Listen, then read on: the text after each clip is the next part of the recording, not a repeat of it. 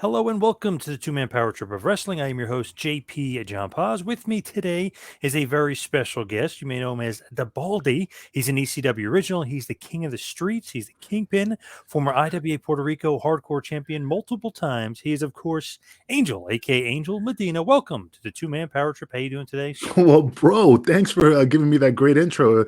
The angel that you're talking about is living a better life than I am, so I better hold up myself to that high standard. Thank you. I appreciate that little opener. You got to step it up, right? I mean, Oh, yeah. absolutely, Quite. Suntan Superman, in all day, every day. So, what's been going on with you? I know you got a lot of podcasts going on. What's going on in your world? Oh yeah, I mean, I've been working on I'm on the Russo's brand. I mean, we've been working with Vince Russo in regards to the MWA podcast network, killing the business, wrestling with tragedy. The Funkin' Kingpin show.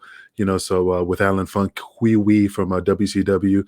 So I mean, it's just something that's I wanted to take it to the next level. I can't wrestle forever. My body hurts. So what I wanted to do is just focus using my celebrity status to start doing podcasting Nice. Sounds good. and pick up Now, chicks. yeah, of course, of course. That's always like the end game, right? Absolutely. So what do you like you and Russo? Like you do you go back all the way to like Johnny Rod to school? Like it seems like you and him go back quite a ways. You know what's funny though? I met Russo when I was 17 years old, and he used to be, not used to be, but he's friends with Big Vito, Vito LaGrasso. And Vito's from Gleason's. And, I trained with Vito, and Vito showed up to Gleason's with Russo and introduced me to him. But it was just a brief, hey, how you doing? How's everything? Oh, good. Hey, nice meeting you. And he went to talk to Johnny. So we did meet each other, but we weren't like, you know, friends or anything. It was just we met at that brief minute. So it's kind of funny how years later, that circle of life, we meet up again. But now I'm 50, gonna be 50. Not that Yep. 17-year-old kid. That New York crew. It seems like they always stick together, right? I mean, Vito's on the Russo brand. Obviously, yourself. It just seems like that New York crew kind of sticks together. Yeah, man, absolutely, man. I mean, Gleason's is a strong family. We all stick together. We always find each other, and it's just like we never miss a beat. And when we get together, it's just laughs and just riots and stuff like that. I never hold myself as I don't have an ego. I never had. I don't believe in my own hype. I just kind of like I'm Angel, always been Angel, and I just live a normal life. I don't use my celebrity status to like, oh, who are you talking to? It's Oh yeah. Kingpin, you know. So with Gleason's and with Johnny Rod's, how do you get in there? Is that just something like, oh, I heard about Johnny Rod's train? Like, how did you actually originally get in?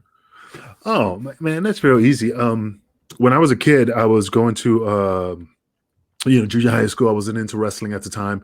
I had a friend of mine named Peter. He had a Wrestling Illustrated magazine, and he was like a huge wrestling fan. So he had it like the magazine rolled up in his hand, had it in his back pocket. So of course I'm like, yo, dude, what the hell is that in your back pocket? And he go, oh, it's my wrestling magazine. And what is it? And he opened it up, and it showed on the cover like the Four Horsemen. And he's like, I said, who's that? And he's like, oh man, you don't know who the Four Horsemen are? Oh, dude, he lent it to me. I started reading it. He goes, you know what? The next week is Clash of Champions, Ric Flair versus Sting. You got to check it out. And I'm like, all right. It was on TBS anyway. It was free. So I watched it, and I was like, and right there, hooked. So then I wanted to be a wrestler. I wanted to play wrestler technically. So I looked for schools, and I mean, I went to the dungeon. I reached out to them, Adrian Street in Florida. I was getting pamphlets from before the internet. It was just pamphlets in the mail, and it was like, man, this is too far. I'm not going to go to Canada and go to the Bret Hart School up there. I just can't afford it. I'm not going to go to Florida. So I kind of like, well, my dream is over.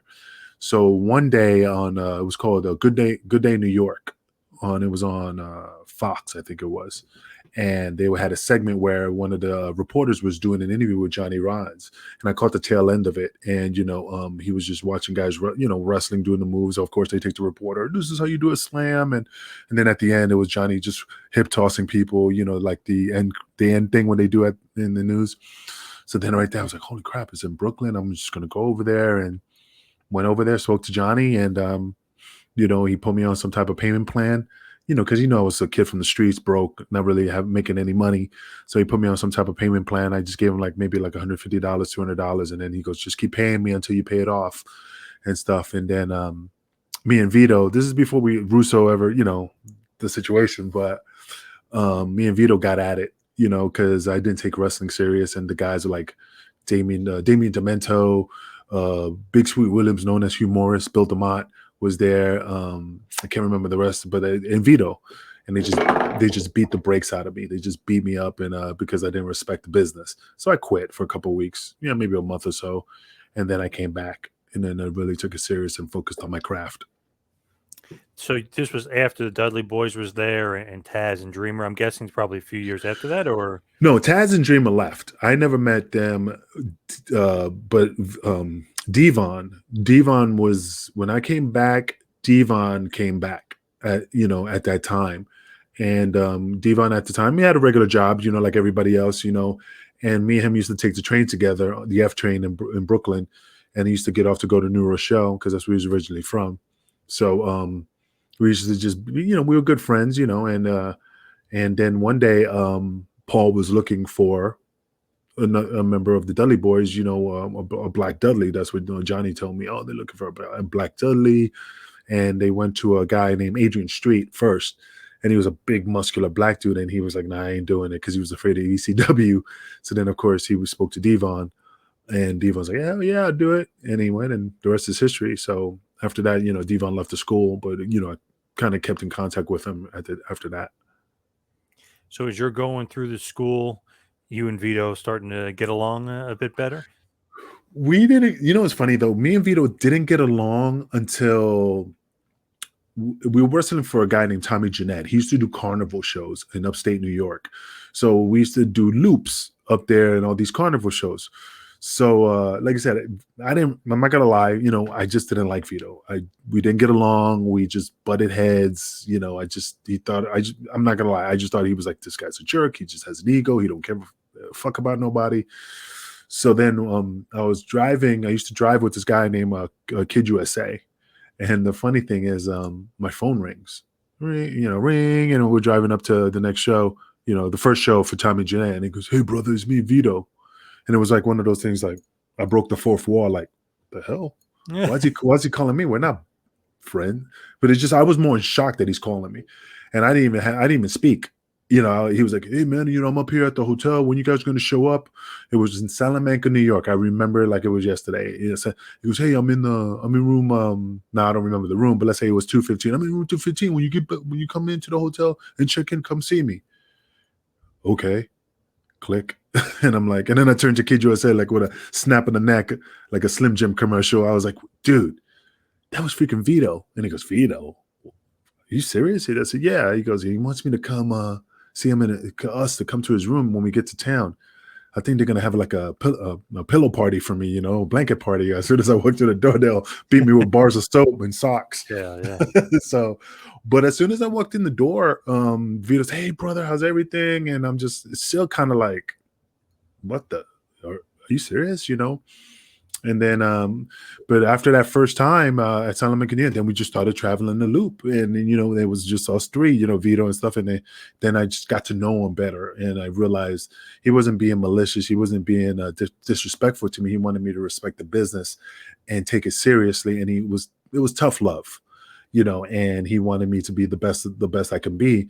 So that's when, we like clicked. Yeah, Vito was Vito, joking around, being a Vito, but then I understood who he was and how he thought. And I'm like, oh, it's just Vito.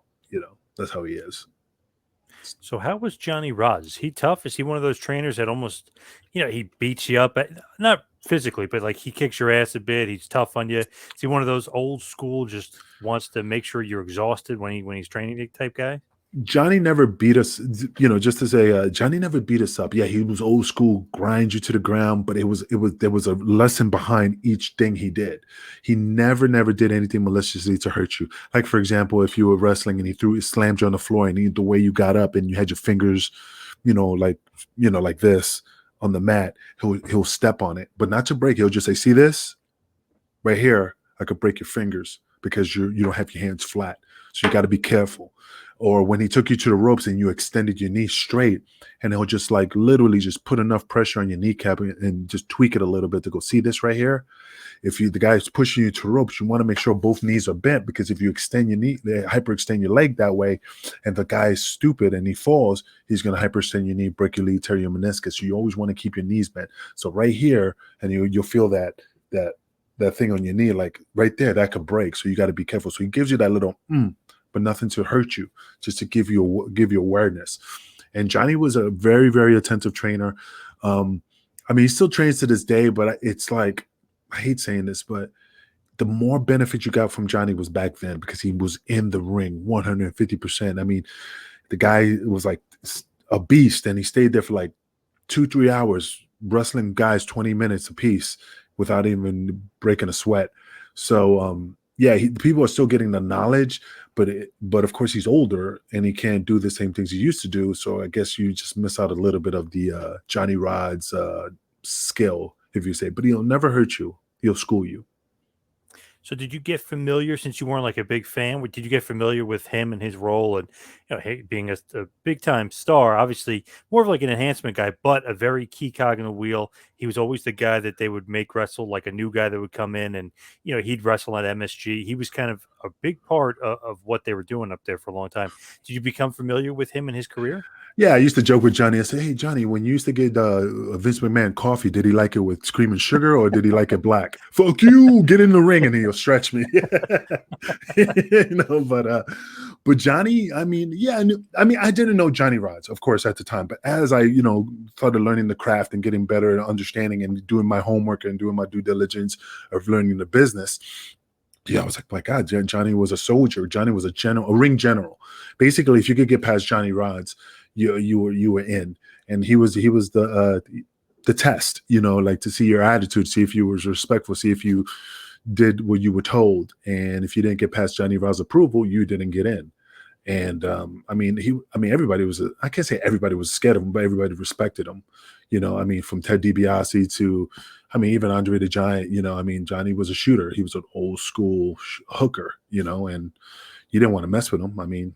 The guy would snap your leg with a blink of an eye, With him too, like in that period with those guys, it's like there was no quote unquote enhancement guys. They were all carpenters. They all knew their role.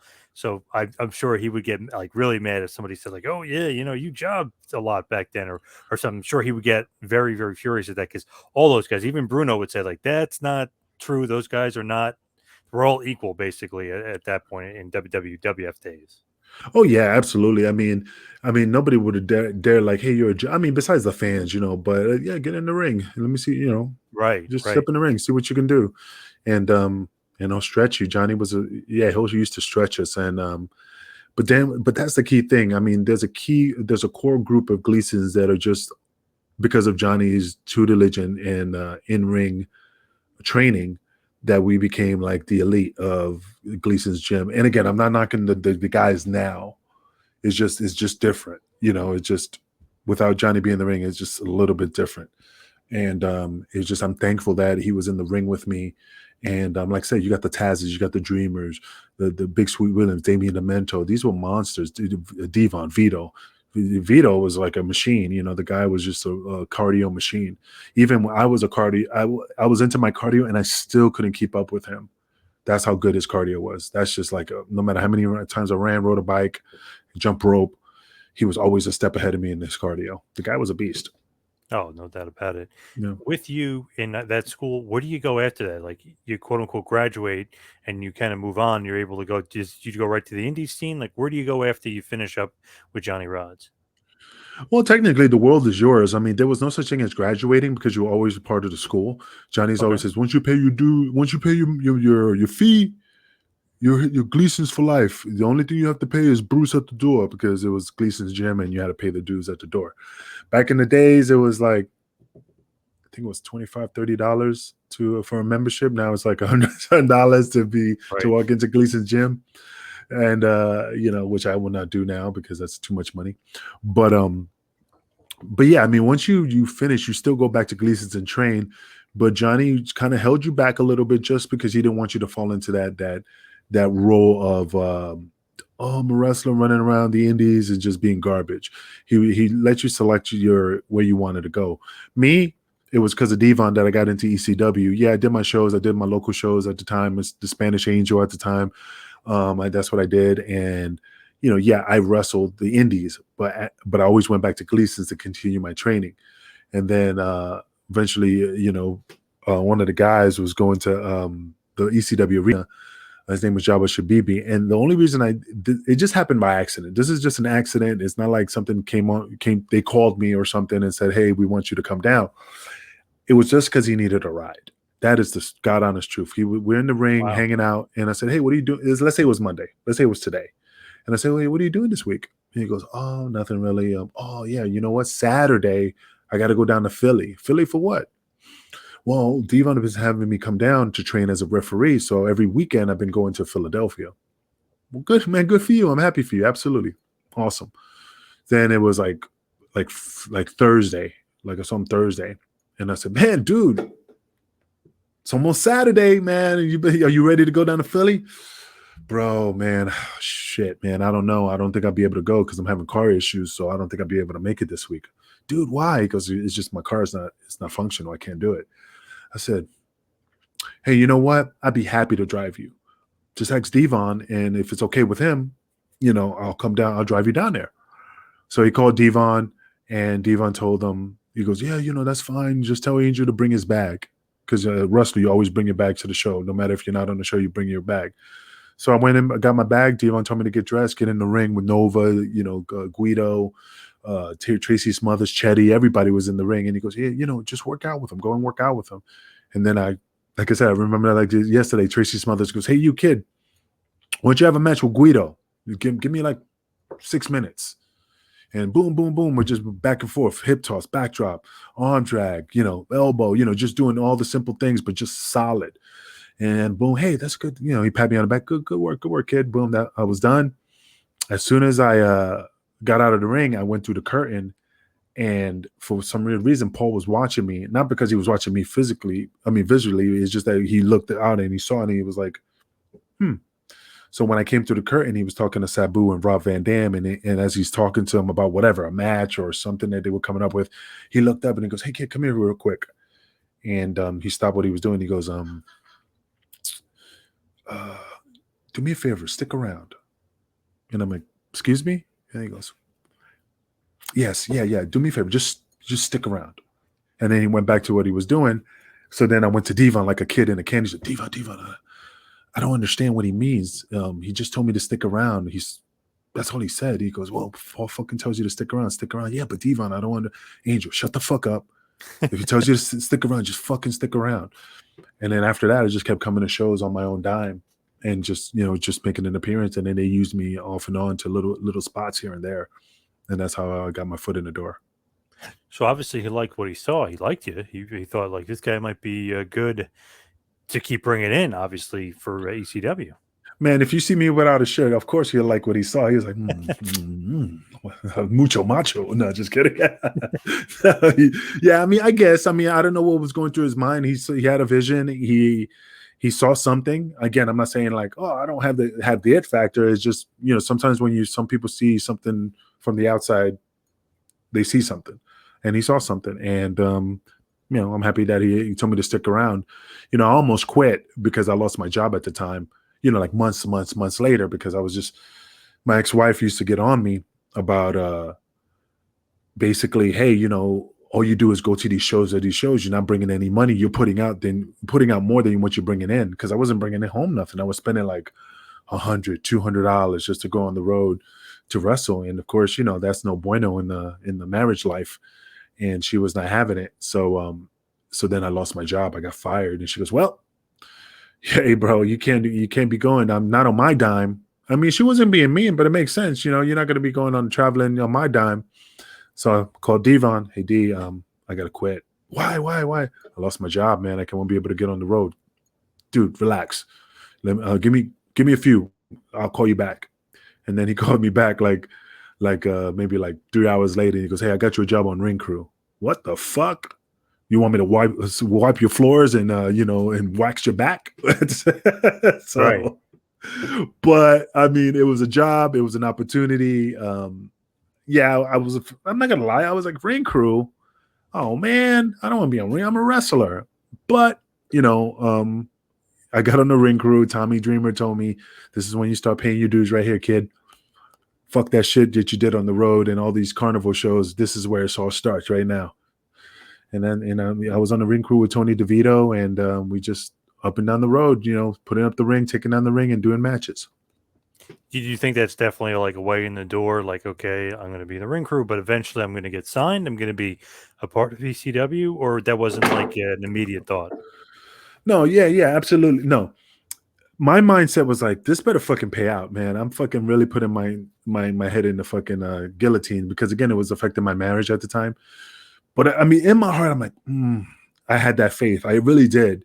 I mean, if it would have failed, I'd be like, oh fuck. But no, I really had that faith, because everybody that was on ring crew got a spot. I mean, from Danny Doran, Roadkill, Bill Wiles, anybody that got on ring crew. Oh, Mikey Whipwreck. I mean, like stuff like that. Everybody got into that spot. So I was just crossing my fingers, like, yeah, just stay positive, stay positive. And besides people bitching and moaning like DeVito and Bill Wiles, because, you once in your truck with three guys driving together shoulder to shoulder for 18 hours, you do get on each other's nerves, and then sharing the room and stuff like that. So it was a blessing. I'm happy I did it. Would I do it again? Fuck no. I'd rather eat glass and wipe my ass with razor blades before I fucking do that shit again. But I'm blessed that I did it. What do you think about Tony DeVito at that point? Fuck him. He's scum. No, just kidding. Tony DeVito, no, hell of a work. I mean, the guys from WWF, man, he was the go-to. He was not the Johnny Rods, but he was the guy they used all the time. DeVito's older than me by like a month, and I used to watch him when I was a kid. When you wrestle Scott Steiner and stuff. But he was always used. Him and Mike Bell. Mike Bell, I those two dudes were always on TV, always working. I never had that opportunity. But yeah, DeVito, hell of a worker. Awesome. Do not show him. Do not send him this video. I don't want to put him over like that. Right. But he's a good friend of mine. We joke around a lot, but he was a great partner, and I'm happy that he was part of the Baldies, with me. So when you're doing the ring crew, how long is it before you kind of get on to the main roster, really, so to speak, with ECW? And when you're doing the main roster, are you still doing ring crew? I'm trying to visualize it. I know we were doing November to Remember, because that's my first day on ring crew. I don't remember which one. I think it was. I'm trying to close my eyes and remember. I want to say the Dudleys were still there. So it was like 97. So, I remember that was my first day, November to Remember. And then I stayed on, looking at the timeline, probably a year, close to a year. And I was, when the Baldies was first formed, yes, I was still on ring crew, But then when Tommy's like, hey guys, guess what? We'll be flying you. Fuck yes. Nice. And I went to Bill Wiles. Fuck you. I quit. This week is my last week. Because he was the ring crew chief. So, you always wanted to tell your boss go fuck himself. So I was like, fuck you, Bill. I'm out. I quit. So then we, that's when everything started kicking off. It was the pay-per-view with New Jack. That's when I started flying. So the Baldies, really. Who comes up with that? Whose idea is it? What is it? Like, what's the gimmick? And is that like Paulie's name that he decides to give to you guys? And who puts you together? Is this all Paulie's idea? It was Paul and Tommy's idea, because we were in Michigan, if I remember correctly. I got the video on my YouTube. I saved it, but it was a match with Spike Dudley. And but before we did that, before we went out, he goes, hey guys, we need to talk. And he sat us down, and Paul just put his foot on the stool, and he goes, hey, I have this idea. You ever heard of the Fordham Baldies in the Bronx? And I looked at him like, nope. You never saw the Wanderers, the movie The Wanderers? And I'm like, nope. He goes, you wanted me to watch it. And then he's like, yeah, well, it was a tough street gang.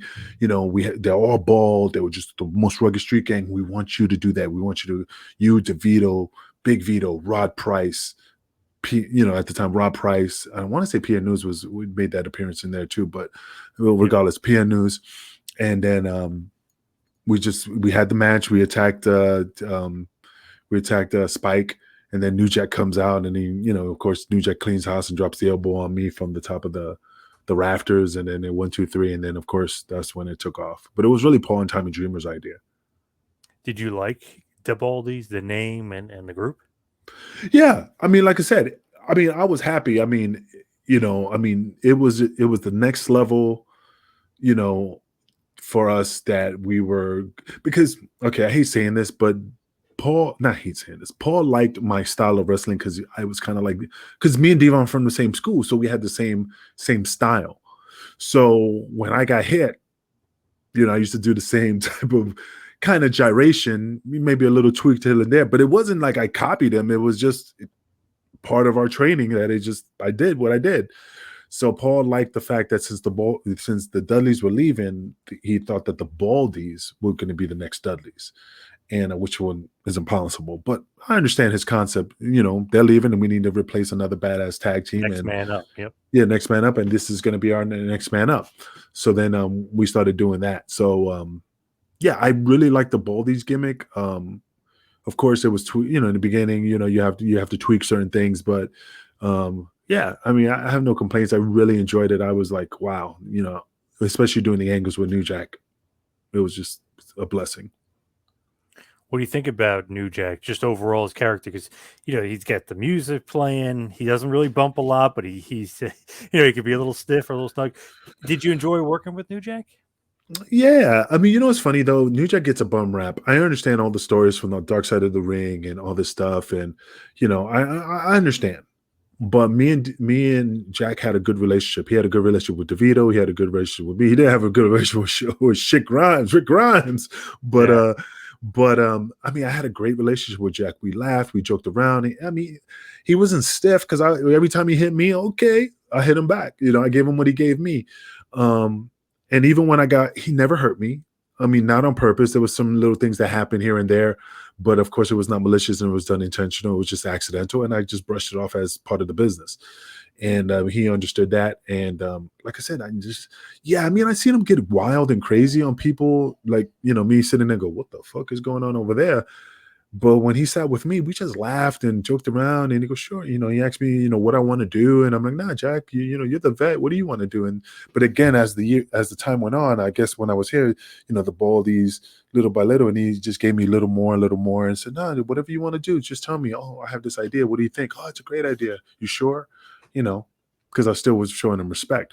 But like I said, I love being around Jack. I mean, yeah, don't get me wrong. In the beginning, I was like, man, this guy's just hard, gonna kill me, and I'm just gonna get bleeding all the time. But I have no regrets. It was just, Jack was an awesome dude. When he's jumping off the rafters, it's funny. People always remember that, but you got to remember the person underneath, the victim. They're taking this crazy bump. What was it like feeling that? Him coming from 100 feet high, splashing you. Oh, the first time he fell on me was at pay-per-view in Buffalo. And he climbed up on took the ladder, put it on the basketball. It was a basketball board, backboard. And of course, they put the ECW banner on it. And he climbed up. And I'm not lying to you. I looked up, just seeing, because that's all I kept looking at. I'm laying there, and I just see him climb up the ladder. I get that deep breath coming out. Then he's getting up there. Oh, shit. Because, it's like that Jaws thing, like it's just building up, and then he's up there and he's like pounding his chest and he's doing this. I'm like, motherfucker, And when he dove, I sucked it in and boom, explosion. And I'm like, and I shake, didn't feel him, man. The guy took care of me, and I was like, wow, I didn't even feel him, And I mean, the reason Jack was so fucked up is because he was protecting us, because he took a lot of the blow of the impact to protect me or whoever he was with. But for me, we were wrestling at the Zuma Beach Club, and he did the same thing. He laid me on you ever go into a bar and they have like that metal bin that you use to like feed cows and stuff, and you put beer in it, and they had a wooden lid on it, and he put the wooden lid and he laid me, and he climbed all the way up in this bar, up into the balconies. And I'm looking like, he can't fucking make it, because the distance, the dive was just too far. I'm like, he ain't gonna fucking make it. I'm just laying there, and he just dove, and it literally took the whole thing to the hip, just bam, but didn't feel a thing. Like he protected me, and I'm like, and then he was limping that night. That's why he had a. I'm not saying that's the cause of it, but I mean, all those years of doing that, that's why you notice him. He was always Yep. limping because of the pounding on the hip. I remember working with him. I brought him in for like an autograph signing. It was just so funny. Like in front of everybody for the picture, I go to take a picture. Gets this huge knife out. He puts it like to my throat. Like all in gimmick and stuff. And then away from everybody, you're private with him. He's totally like normal and cool. So it's like, man, he's so cool, but like crazy like a fox. Like he's got to keep kayfabe, and then you can talk business when the fans aren't around. But I just thought it was so funny. I'm just like la da da da, being like like, oh, I'm gonna take a picture of New Jack, and he brings out this gigantic knife, and he puts up. So I throw it. I still have the picture. It's like a great picture, but I was like, man, he's so funny. But like that Terry Funk thing, crazy like a fox. Oh yeah, absolutely. So you brought New Jack in for autograph signing? A couple years ago, yeah, down in That- Virginia. Yep. That's okay. You never brought me for an autograph signing, but Oh, that's a I, different I got to story. start doing them again. No, that's This was a okay. couple years ago. Just messing with you. But yeah, man. I mean, like I said, Jack. There was two sides of Jack, my opinion, and it was a nice guy that always treated me right. Yeah, he lost his temper with Vic Grimes, but that that was a different story. And of course, I was just like, hey, that's on you. But but he was always treating me good. Everybody else he had issues with. I mean, either they brought it on to themselves or they just didn't keep their mouth shut. Me, I was just a soldier, and I just did what I was told and did my job because I wanted to make money and move up the ladder in ECW. So many guys say about him, like, man, his reputation. Like even Jim Ross was like, man, in WWE when they were like looking at ECW guys, like, man, this guy's got such a reputation. They even fall for the work of New Jack. I mean, it's like Bruiser Brody. People are like, oh, he's a killer. Such a tough guy, but it's a lot of the persona, it's a lot of the gimmick. So that's one thing. New Jack was able to keep kayfabe within guys in the business, which is a good thing to a certain point. Yeah, but Jack always beat to his own drum, and he didn't like bite his tongue on anybody. Also, too, and especially in this business. So I don't think, he even said Vince would never be able to hold them. Like he spoke his mind, Hmm. and sometimes speaking your mind is either a good thing or a bad thing. It might be beneficial or it might bite you in the ass. I'm not saying to bit him in the ass, but those are that's the teeter totter. That's the scales of justice. The balance. So I really don't know. So. Because it's funny they bring in Sabu and Sandman, who have equally crazy reputations, but like New Jack, I don't know about New Jack. He's a little too crazy. Yeah, but Hack and Sandman and Sabu, I never seen them like lose their top. Like boom, like get really like those. I mean, Jack has a story behind him. All I mean, from the mass transit to to the guy from Florida. I mean, there's just tons and tons and Gypsy tons of stuff. Joe, Gypsy yeah. Joe and all that stuff. But in my eyes, I'm like, oh, okay, never did that to me. But again, if they would have got to know him, it's just that if they would have got to know him, they would have just known that he was a good guy and he would have worked with them. I mean, that's just my opinion. I mean, yeah, if you did him wrong, he's going to speak his mind and say, "Hey, you owe me money, or you're not taking care of me." But I think he would have been easygoing if they would have just given him a chance. So you guys have this King of the Streets feud, and obviously New Jack and the Baldies had this history. What do you think about just that in general? Was that good for ECW to have that feud, or is that kind of like almost old school booking to a certain point where it's like, you know what I mean? It just seemed like it wasn't almost like an 80s style, like kind of like who's the king of the streets kind of feud.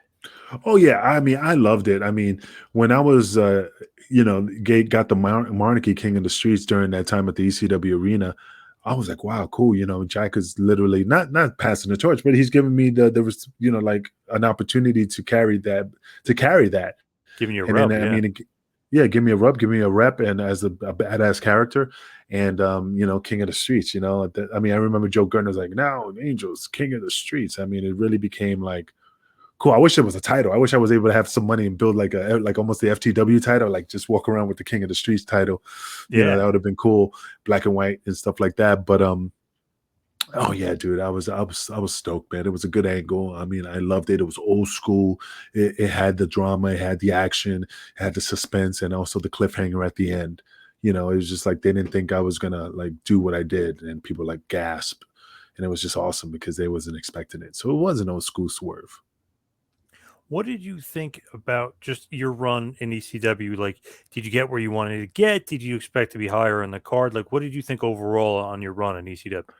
Well, little by little, yeah, the Baldies were moving up quick. Because I mean, this is the story. I don't know the this was told to us, but again, what is true, what is not true. But per at the time, I think it was Tommy that Danny Jordan and Roadkill had the titles. If you watch one of the pay-per-views, I can't remember which one, but it was one of the massacre, the New York one, either the second to last or the last. But when the Baldies were fading Just Incredible and Steve Corino outside the ring, I forgot who was in the ring, but we were fighting each other to the back. So the story was that the PJ, Just Incredible, and Steve Corino were going to be the new Impact players. So supposedly, the Baldies were supposed to beat Danny Jordan and Roadkill for the titles, and then we were going to do an angle with Carino and Just Incredible, and of course they were going to win the titles from us. So that right there was telling us like we were moving, so like getting our spot in the top of the card as main eventers. Yeah, moving on up. How Oh come it yeah, didn't happen? Is this because the ECW was kind of on its way out? Really? because I was black and he didn't want to use me. No, just kidding. But I think I think it's because I was on his way out, man. You know what? This is the thing. This is one thing. Angel never bitched. I never griped. I said Johnny Raj trained us to be soldiers and respect the business. And I'm not saying nobody. I mean, I'm just talking about me. I'm not saying nobody else respects the business. I'm just talking about myself and Vito and anybody from Gleason's. When we were not getting paid, it was at the again Hammerstein Ballroom. I remember RVD was like, I am not wrestling until I get paid the money that I was missing. So Paul paid him, and of course, a lot of people were griping because we're like, "Yo, what the fuck?"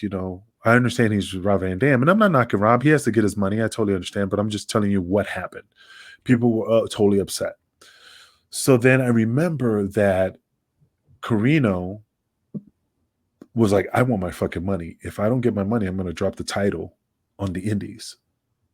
Like he was like kind of like doing the Ultimate Warrior, like kind of like strong arming Paul. And again, none of my business. That's Carino's thing, and it is what it is. And then that's what came back to me. So I went upstairs, and there was a line of wrestlers to go in the room with Paul. So my thought process was like, look, everybody's going in there to bitch. Look, motherfucker, I want my money, this and that, fuck you, all this bullshit. So when I went in there, I could see Paul looking at me like, here's another tongue lashing again from one of my things. And I said, straight shoot. I sat down, I turned the chair around, I sat down, I said, Paul, I want to let you know that I'm going to ride with you to the end. I don't want to be a headache. I want you to know I'm going to ride with you. I know people are leaving, going to other organizations. I want to go down with you. I want to show you that I'm a team player. I want to show you that I want to be one of your top guys. So I just want to let you know, I'm here, And he's like, hey, thank you. And he hugged me, and that was it. Because I figured, okay, if everybody's chipping their teeth, maybe the guy who's like, hey man, I'm with you, brother, that he'll be like, oh, you motherfuckers are trying to fucking choke me and hang me out to dry, or hang me like with the torches like a Frankenstein and outside the castle. And then this guy right here didn't bitch and moan, and he said he was gonna, he trusts me. So I figured that would, help me. Man, you can see everybody's jumping ship like the Titanic, just like Jack was saying. Everybody's like, hey, Paul's gonna save us. He's coming with that boat. And then like giant shark comes and grabs one, and there goes one of the guys. And then the shark pulls on. It was like the Indianapolis when back in the World War II when they fucking were eaten up by sharks. Basically, I mean, people were jumping ship because they knew that it was troubled times.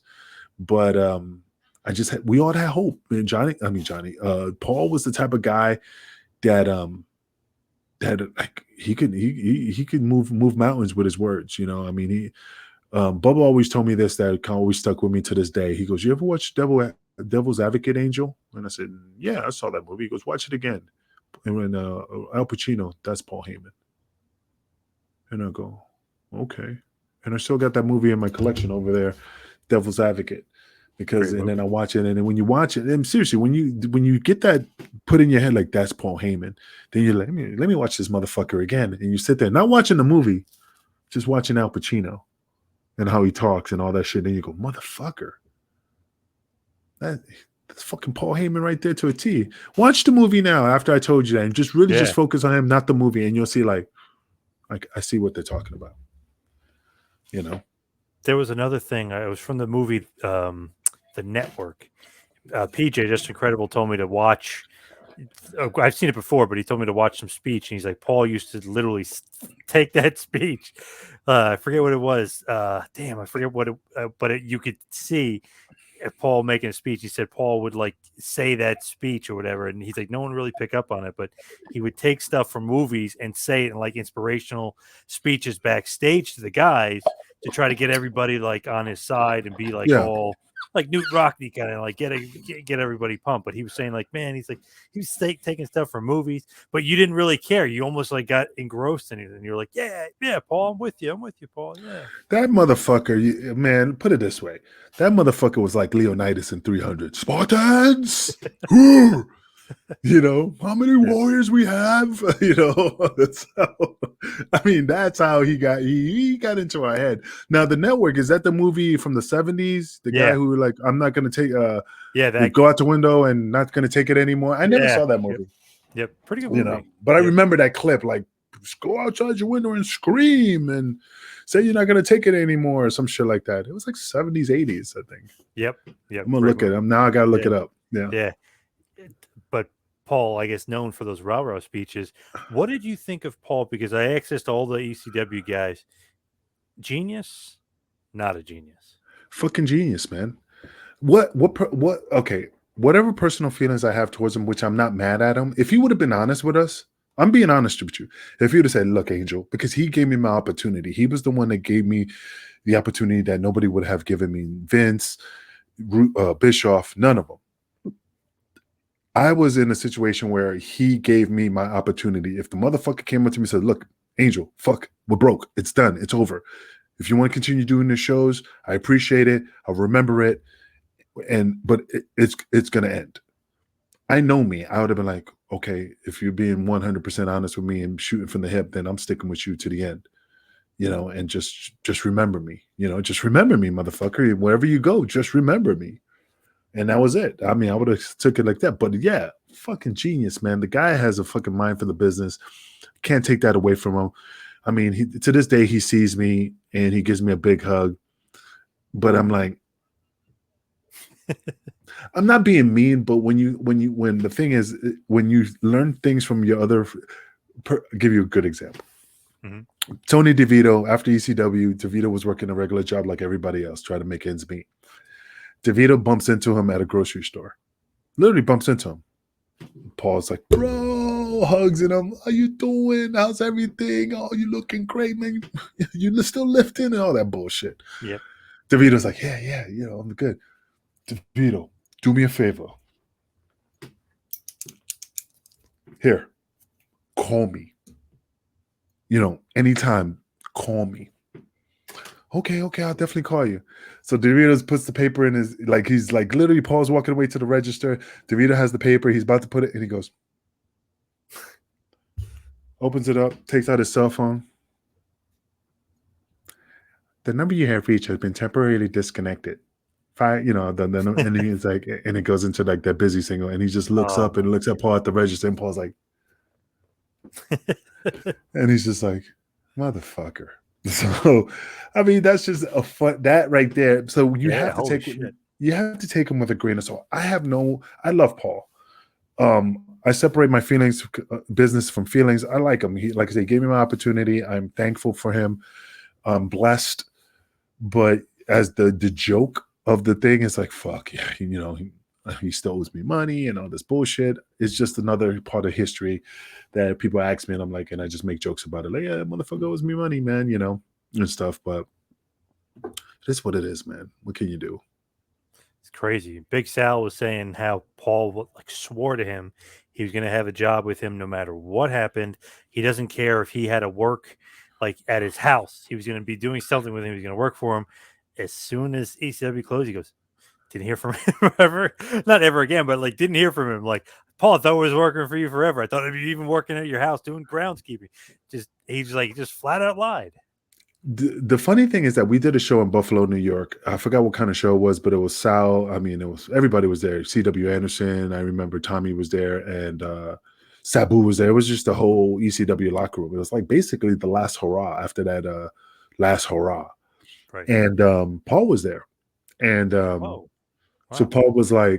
Paul said, I'm going to Connecticut, and I'm not leaving until I get a deal, and we're at the airport, and he gets on the plane, and and we're like, yeah, he's our advocate. He's gonna take, just like he says, I'm the advocate.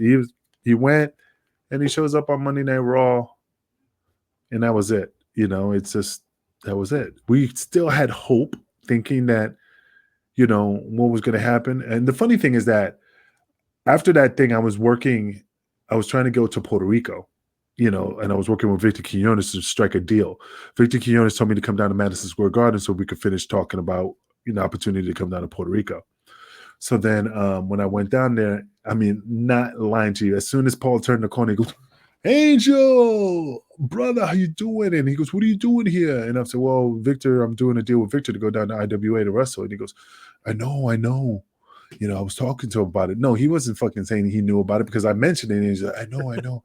I was just talking about him. I was putting you over, telling him that, you'll be a great asset. I told you I'll take care of you. Bruh. I was like, this guy's working me.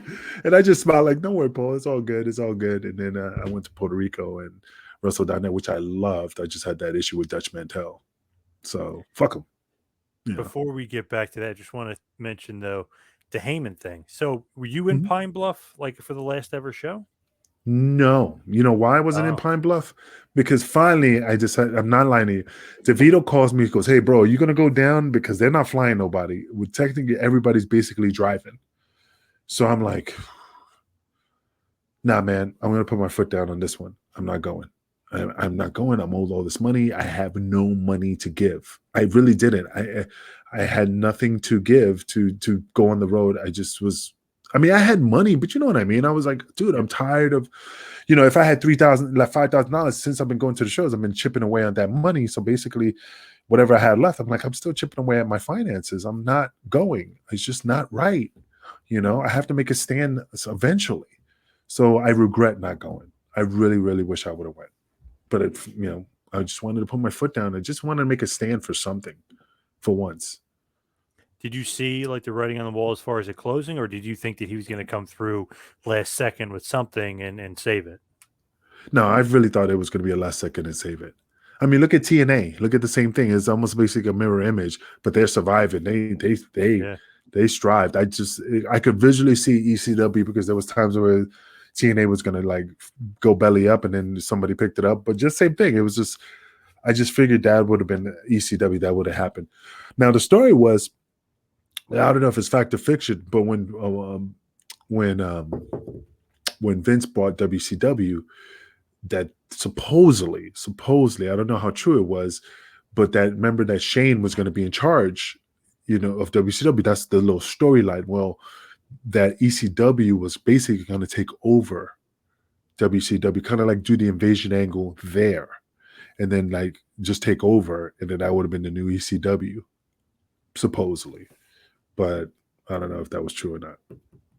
Who knows? Yeah, you never know with all those guys and the promises, because they were saying WCW was going to do something, and then they just evaporated it basically.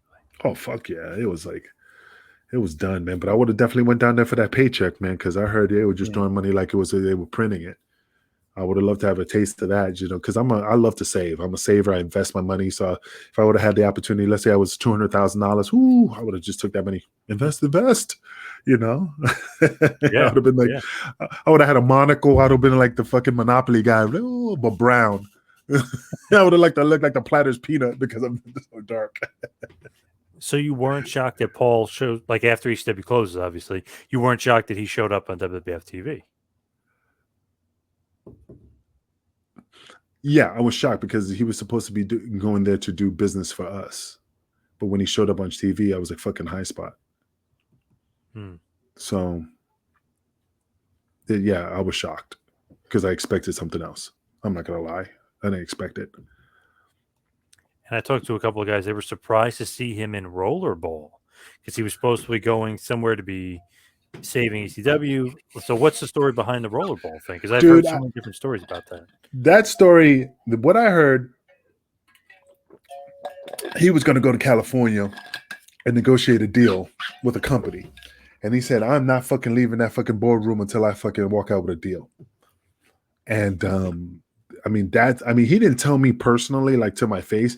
This is like the locker room, like, hey man, this is what I heard. I heard he's gonna stay up there, literally. It's not like, he was telling the whole crew. It's just that, telephone, telegram, tell a wrestler, once the other boys heard about it, we found out through the grapevine.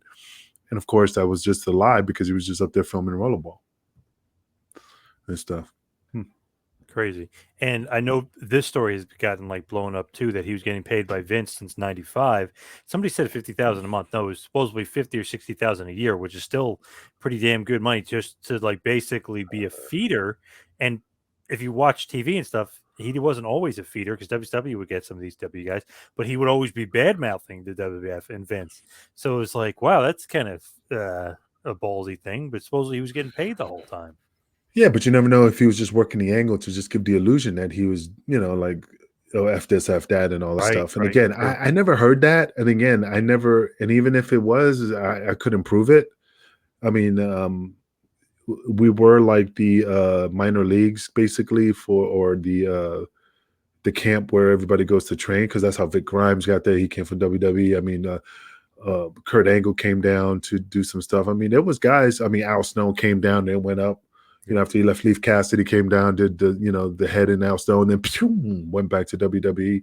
I mean, it was just like that, So I believe it. It's just like it's hard to prove. So with 50,000 a month, wow, that would have been awesome.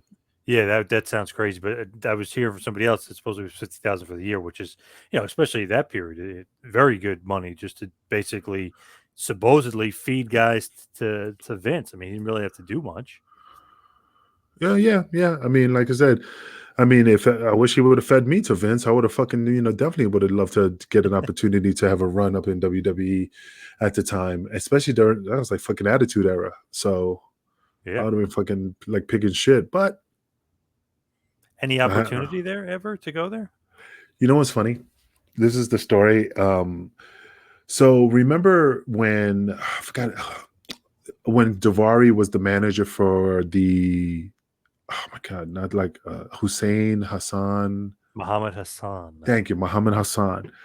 So when I left Puerto Rico, when I got pissed the fuck off and I left after September 11th, I just fell off the grid. I just needed a break. So of course, we had the internet, but it's not how social media is. Facebook and able to get a hold of me. So story is that Tommy brought my name up because they needed a bodyguard for him, like this, like almost a standing behind him type of BS. And I could have definitely passed for that gimmick. So, but they couldn't find me. And so it just never happened. And then, of course, the September 11th thing or whatever, I guess, it kind of like killed his gimmick because of, they was trying to stay away from that after the towers fell. So what happened down in Puerto Rico? What happened with you and Dutch? Fuck that motherfucker. You can send him a copy of this tape too. You know what's funny though? In this business, there's the difference between heat, like disrespectful heat, or you stood up for your rights and you still get heat. And I'll tell you the fucking story because I don't give two shits. So again, I'm a soldier, but I was bitter. I was bitter because of ECW. And I'm like, fuck this. I'm not gonna let nobody fucking walk all over me ever. But I still was respectful. I bit my tongue. I just didn't want nobody to test the waters.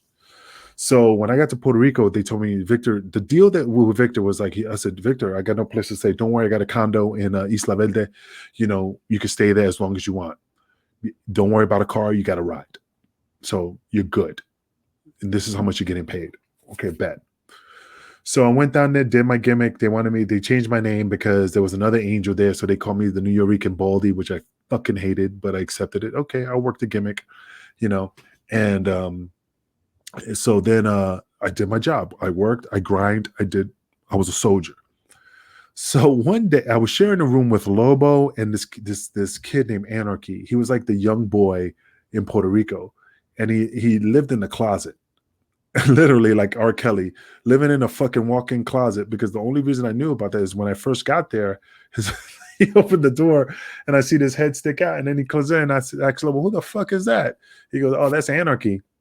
He's one of the trainee guys, and he lives in the closet." Come on, really? Are you serious? When I opened the door, he literally had a twin bed in the closet by the wall with a little milk crate with a TV on it in the closet. Weird. You can't fucking write this. You can't make that shit up, brother. I mean, I was just like, okay, whatever. If he wants to stay in the closet, that's fine. So it was us. We were all staying there. Anyway, the short story was, I was watching one of the VHS tapes, and people out there, that was how we used to watch our matches on VHS tape. And I was watching my matches upstairs. So Anarchy brought this girl over, and they went into the back room. I knew what was going to happen, but of course he went into the closet. That's kind of hard to put up with a chick. Yeah. But anyway, he went in the room with the girl. So I'm watching my matches, and Dutch comes in. He asks me, "Hey, I have a question. Have you seen Anarchy?" And I'm like, and I'm one of those guys, I don't stooge out the boys. I don't snitch. So I'm like, nah, I haven't seen him. I just been up here watching I came up here, sat down and watched my tapes. So he was literally walking away, like literally about to walk out the door, because we were living with Dutch in that apartment. He stops. He must have heard something, because I didn't hear nothing. He just stops at the door. He turns to that direction and walks to the back. Maybe like less than 3 minutes, he comes back out and he points to me and he goes, "You need to fucking get that girl out of here. I don't want to fucking see that girl here." And I'm like, the fuck? That's my fucking responsibility. This is all in my head. Like, he's a grown ass man. That's him and his girl. Whatever. Right. So I was like, whatever. And I continued watching my tape. So I went downstairs to check my emails on the computer. So when I went down, Victor had an office on the second floor that did all the production work. And they had a computer there that you were able to facilitate to like check your emails, send out emails, so on and so forth. So I went down there. When I went through the front door, the office, the bedrooms were turned into offices. And one of the offices was Victor Quinones, Savio Vega, Dutch Mantel, talking about something. So I went, checked my email, finished up, and I was walking out. The motherfucker literally walked up behind me, grabbed me by my arm, spun me around, but nothing forced me, just enough to like say, "Hey, I need to talk to you." And he points his finger in my face and he goes, "Look, motherfucker, the next time I fucking tell you where's so-and-so, you fucking tell me. If not, you find yourself back in fucking New York wrestling in the fucking indie circuit." So he started walking away and I grabbed him and I said, "First of all, motherfucker, don't you ever fucking point your finger in my fucking face again. I will snap it in a heartbeat. Don't ever disrespect me. I don't care who the fuck you are. And it was not my fault that the guy brought another chick in the room. I'm not his fucking keeper. Fuck you." And but since he was an old school, Midwest, back in the days, he was like, how dare he talk to me that way? But fuck that, man. I'm from ECW. I earned my stripes. I earned my respect. I respect you for what you did in the business, but don't think you can walk all over me. So anyway, basically, long story short, after that happened, after that incident, I told Victor, I said, "What the fuck is this problem?" And I told him the story. And he goes, "Oh, he's the booker. It is what it is. Okay, fine, whatever." A week later, "Hey, Angel, this is Dutch. Hey, you won't be able to stay at this apartment anymore. Because we have to make the room for the next guy." And I think it was Abyss coming at the time. We got the next guy coming. We need the space for him. So you got to find another place to stay. Okay. Which I'm Puerto Rican. I got family at this. Okay. I got you. Then he pulled another high spot. "Hey, Angel, you won't be able to get rides to the show anymore. You need to figure something out. Because we need that space for the other wrestler." So what he did was he's like, "All right, motherfucker." He was pulling his card because I fucking talk shit. And that's what happened. Anyway, I got pissed off. Fuck it. I left Puerto Rico. Fuck it. I'm on vacation. I'm out. And I left. Fuck it. I left it as is. So this is the caveat of the story. Homicide calls me from TNA years later, calls me from TNA and said, "Hey, I got this gimmick. It's called LAX. You'll be perfect for it. is between you and a guy named Hernandez. But I want you. I really want you. Devon was fighting for me. Everybody was like, Terry Taylor. I met Terry Taylor. He was like, I want this guy. Guess who was the fucking booker there at the time? Dirty Dutch. Dirty Dutch. When my fucking name came across the table, he was like, fuck that motherfucker. I don't want him. But why? What's going on with Angel? I even spoke to Devon. He goes, dude, what the fuck happened with you and him? And I told him the story. And he's like, yeah, he's fucking burying you. He's like, he don't want you here. It's not going to happen. Well, fuck it. And that was it. And to this day, fuck him. I mean, literally, I will walk on his grave and tap dance. I mean, I can't stand the guy. Not because of that, is because everybody keeps saying, oh, well, you got heat with Dutch. How the fuck do I have heat with Dutch if he was the one disrespecting me? Just because I stood up for my rights and stood up for my ground, you're mad because I did that and I have heat with you? How the fuck is that? Fuck that. Nah, there's a difference. So that's why I say fuck him.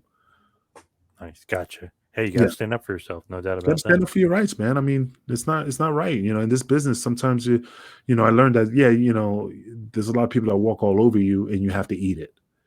And again, this is the first time in my life that I stood up for myself. I mean, in this business, because I was raised, yes, sir, anything you say, boss, I got you. I'll do whatever I was told. And I did. But that was the only thing. That was the only time I said, nah, fuck that. I'm standing my ground. And that's what happened. So as we hit the wind down and head towards the finish, after your wrestling career, you became a police officer? You became a cop? Yeah, I became a Wichita police officer because there was nothing else happening during the time there was no wrestling after the September 11th. I mean, you remember, it was just very difficult to get a spot. WCW was all in WWE. I mean, he already had everybody he wanted. RH was, I think it was kicking off, but I was not really familiar with it at the time. So I said, I have to make a living. So I decided to become a cop. And I did that for 7 years. And then I became a correction officer. Then became a cop again. And then I became a private investigator and like a bounty hunter and a bodyguard. And then after that, I got burned out and I just got like a regular, like a 9-to-5 job. Kind of still doing like law enforcement stuff, like compliance and fraud investigation. But, I'm like because of fucking September 11th, straight shoot. When the fucking towers, I left Puerto Rico September 17th. The reason, of course, the towers fell. I already booked that flight way before the towers fell. So my buddy in Kansas, he was a worker, he was a wrestler. He lived out here. And he said, hey, man, he was looking for me and he thought I was still in New York. When he finally got a hold of me, I said, no, I'm in Puerto Rico. I'm flying out next week. And he said, brother, why don't you just come over here and hang out for a little bit? We'll have a couple beers. You stay at my house and let things cool off in New York. You just don't know what's going on, which you know how it was. So then I'm like, okay. So I hung out with him. And then I'm like, oh, my God, how much you make an hour? He told me how much. And this is your house. He was living not high on the hog, but like really good for the money he was making. So I said, fuck it. I'll just stay. And I stayed. That's how I ended. So technically, I ended up in Kansas by accident because if it wasn't for September 11th, I would have ended up in New York, back in New York, because that was my flight. I would have ended up over there. And then, put it this way, I'm making a joke about it. Then it would have been me and DeVito as the Carnage crew, would have kicked out Loke, and he would have been carrying my bags and making me sandwiches and cutting the crust off. Could have been ROH tag champ with DeVito. I know, man. Absolutely. Baldy's back together. Nah, Loke is a cool dude. I'm happy he got a spot in that. I love the Carnage crew. They're great. Not better than the Baldies, but they were okay. Yeah. For Ring of Honor, they're good. With you though, I mean, you seem like you're like Dr. D. David Schultz. You become like a bounty hunter after wrestling. You doing? Well, after wrestling, I mean, the police thing, I got, I always wanted to be a cop, and I got that skill, and I got. After a while, 7 years of law enforcement, then went to the correctional, then went back to the police department. That's all I knew is law enforcement. So I just did the private investigation and bounty, but it was not like in the movies. I wasn't kicking in doors. It's more of like, this Mr. here, I got his papers, and it was not like how it was kicking doors and stuff. But you did have to go after some guys, and it was easy. But I was like, nah, it's not. Not saying it wasn't for me. I just said it doesn't have benefits. I'm making money, but now no money. So I said, nah, I quit. So, Any regrets from the wrestling business? Besides tagging with DeVito? No, man. No, I don't regret nothing. It's a blessing, man. I made great friends. I mean, look, I met Russo. There's always a silver lining in all this stuff, man. I'm not trying to make it like all, rainbows and sunshine, but I mean, yeah, I had my ups and downs, but trust me, there's a lot of guys in this business that have a lot of downs with, bad habits and dying and stuff like that. I'm blessed because I'm still kicking strong. I still work out. I still look good. I mean, I have other ventures that I'm doing. I'm still connected with the wrestling business with my friends. And I have no regrets, man. Yeah, should I done certain things maybe differently? Come on, dude, that's anything. If Woody would have went to the police, none of this would have happened. Philosophy. Um, yeah, I mean, you could armchair quarterback your whole life and say, well, if I would have turned left instead of right, would it have been different? Would I went back to New York on September 17th? Would have been in ROH? Like shit like that. I mean, could have, would have, should have. I have no regrets. So with you, and obviously you got the podcast, get the NWA network going on, MWA, Abs- excuse me, NWA network. MWA. Yeah, and I'm thinking NWA, Flair and Steamboat here for a second, but MWA. Ooh.